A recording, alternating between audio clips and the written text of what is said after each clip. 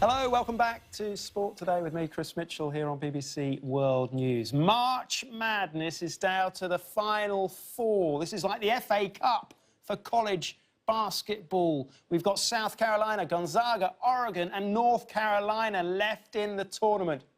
Why is it such a big deal? Sports business analyst Rick Horrow told me.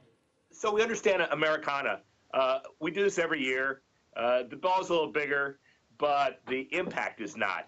This is the second largest event other than our Super Bowl that we have here. There are 100 million people watching. By the way, the American networks otherwise spend over $8 billion for an extension through 2032 because our advertisers love the idea that most Americans that watch this are fans of the schools, and they went to those schools, so they spend money on advertising. So that's the setup for this. The teams, North Carolina, I'm a little biased. Part of my family went to North Carolina, and part of them went to Duke, which was a big rivalry. Duke didn't make it. North Carolina, rated #1 coming in, everybody's favorite, so they're favored to win, but not so fast. Gonzaga, first time to the Final Four. It's a school in the northwest part of the country in Seattle, and they have a tremendous following, relatively small, but very avid.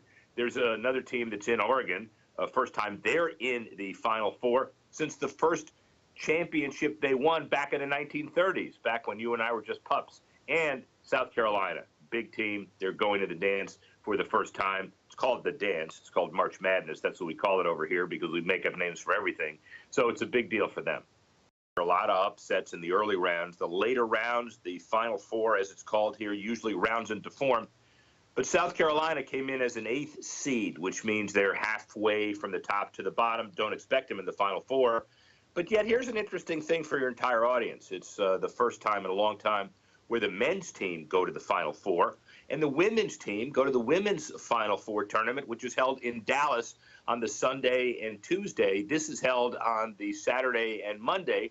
So, for example, U.S. Ambassador to the United Nations, Nikki Haley, who used to be the governor of South Carolina, she was asked how important this weekend is. She thought it was referring to climate change and the Chinese ambassador. She said, yeah, it's a big deal for us. I guess she thought it was the South Carolina men's and women's basketball team. How about that? He's got a lot of stuff in his man cave, hasn't he, Rick Horrow? Very busy in there. Now, it's like you used to play for